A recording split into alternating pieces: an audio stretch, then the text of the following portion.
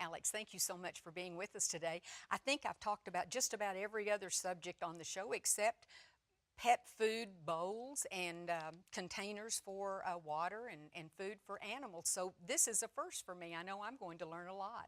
Thank you for being with us today. It's our pleasure. Thank you so much for having us today, Sheryl. And I have to admit, when we first talked about doing this segment, I thought, well, a pet bowl is usually a leftover bowl from home or some bowl that you found in the garage and you bring it in and call it your pet's water bowl or your pet's food bowl.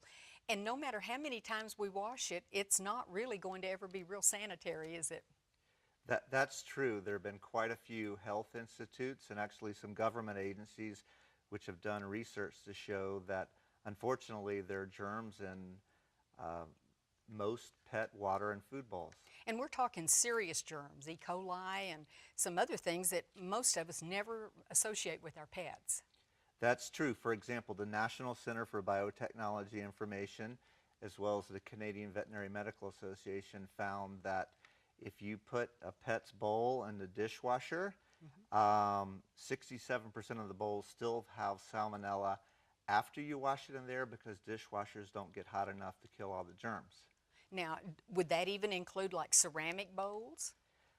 Ceramic bowls are a good alternative. They can, however, develop fissures, cracks. That the bacteria will get caught in, and it makes it even harder to get it out. And reading about this, I noticed it said that our pet bowls are the fourth germiest place in our house. That's kind of sad. It is. Actually, the public safety organization, NSF International, did research and they determined that pet bowls are the fourth germiest location in the house, dirtier than toilets, for example.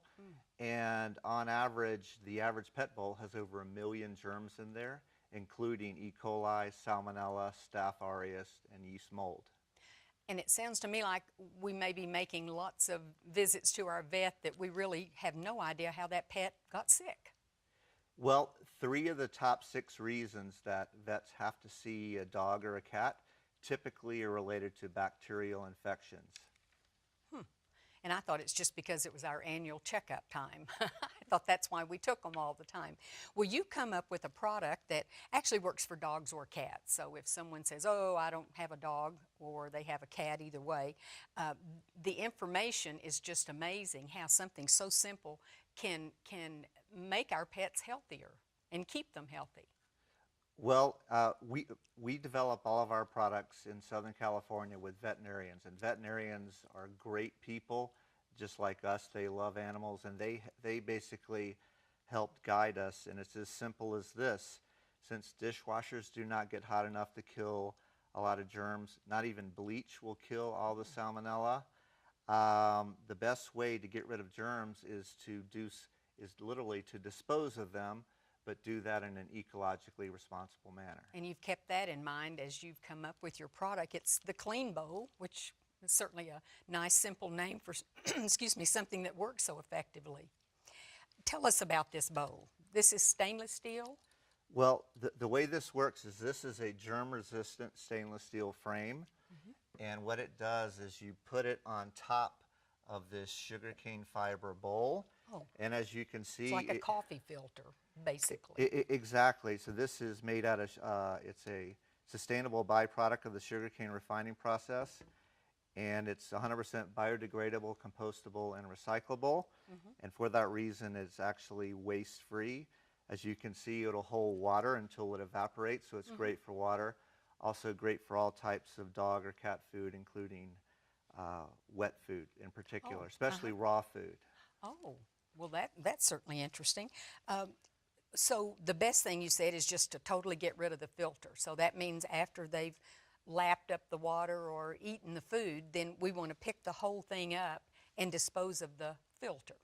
That's true. For example, every dog and cat, when they drink water, they stick their tongue down into the water, they form a J and they pull it up, and every time they do that, there's bacteria falling off of their tongues, which is what creates that really hard to remove biofilm of germs, which can make them sick.